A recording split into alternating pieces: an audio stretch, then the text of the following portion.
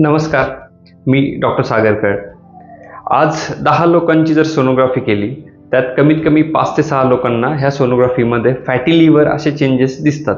आणि अनेक रुग्ण आमच्या रुग्णालयात आल्यानंतर याबद्दल अगदी त्रासलेले किंवा त्याच्याबद्दल विचार करणारे दिसतात. मग खरं हे फॅटी लिव्हर म्हणजे काय, त्याची लक्षणं काय असू शकतात, त्याचा धोका काय असू शकतो किंवा त्याची ट्रीटमेंट काय असू शकते, हे फॅटी लिव्हर होण्याचे कारण काय, याबद्दल आपण एक थोडक्यात आज माहिती बघणार आहोत. तर सोपं आहे. आपण जर विचार केला तर फॅटी म्हणजे काय, या शब्दामध्येच आहे की फॅट म्हणजे लिव्हर म्हणजे आपल्या यकृताभोवती किंवा यकृताच्या पेशींमध्ये अतिरिक्त चरबी जर जमा झाली किंवा फॅट डिपॉझिट झाली तर त्याला फॅटी लिव्हर असं म्हणतात. मग हे का बरं होऊ शकतं? सोपं गोष्ट आहे. आपल्या खाण्यातून अतिशय तेलकट पदार्थ, जंक फूड किंवा फास्ट फूड किंवा अति मांसाहाराचं सेवन, ह्या पद्धतीने केलेलं जे काही अन्न सेवन असतं याने जे काही अपचन होतं, ही सगळी शरीरात साठलेली चरबी यकृत हा पचनासाठी उपयुक्त अवयव असल्यामुळे यकृताभोवती साठते आणि मग यकृताची साईज वाढते किंवा त्याला फॅटी लिव्हर असं म्हटलं जातं.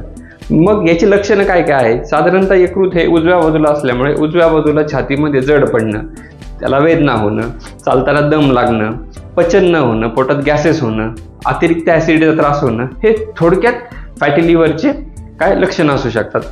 सुरुवातीच्या काळामध्ये किंवा अगदी रिसेंट डिटेक्ट झालेले जे आहेत अशा लोकांमध्ये सुरुवातीला ट्रीटमेंटनी हा फॅटी लिव्हरचा आजार बरा होऊ शकतो किंवा त्या लिव्हरभोवती साठलेली चरबी ही चिकित्सेने उपचाराने कमी होऊ शकते.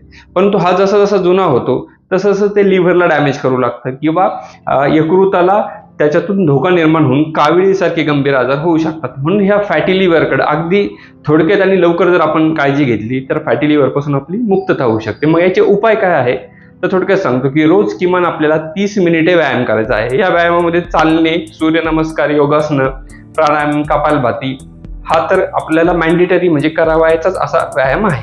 त्यानंतर आपण जे काही सगळे अपथ्य सेवन करतो, अतिरिक्त तेलकट पदार्थ खाणं, त्यासोबत पचनाला जड असणारे पदार्थ खाणं, दुधाचे पदार्थ खाणं, मांसाहार करणं, ह्या सगळ्या गोष्टी जर आपण टाळल्या तर निश्चित आपण यकृताला आपण हेल्दी ठेवू शकतो. त्यानंतरचा विषय आहे की याच्यासाठी काही आयुर्वेदिक चिकित्सा आहे. जर आपल्याला या व्यायामाने आणि पथ्य पाळून जर आपल्याला फॅटी लिव्हर कमी होत नसेल किंवा त्याच्यातून मुक्तता होत नसेल, त्याचा त्रासच होत असेल, तर तुम्ही निश्चित आमच्याकडे येऊन त्याची चिकित्सा घेऊ शकता. परंतु सुरुवातीच्या काळामध्ये योग्य व्यायाम करणं आणि त्याच्यासाठी योग्य पथ्य पाळणं हा एकदम सोपा पर्याय आहे. तर फॅटी लिव्हर ही गोष्ट घाबरून जाण्यासारखी नसून त्याच्यावर योग्य वेळी लवकरात लवकर जर उपचार केले, आपल्या जीवनशैलीमध्ये, आहारशैलीमध्ये जर बदल केला तर फॅटी लिव्हरपासून आपल्याला लवकर मुक्तता भेटू शकते. धन्यवाद. हा व्हिडिओ आपल्याला आवडला असेल, अगदी थोडक्यात माहिती आहे, तर नक्की ह्या व्हिडिओला लाईक करा, चॅनलला सबस्क्राईब करा आणि जास्तीत जास्त लोकांपर्यंत हा व्हिडिओ आपण पाठवू शकता. आणि आपल्याला याबद्दल अधिक काही शंका असतील तर मला कमेंट बॉक्समध्ये प्रश्न विचारा, मी त्याचे उत्तरं नक्की देऊ शकतो. धन्यवाद.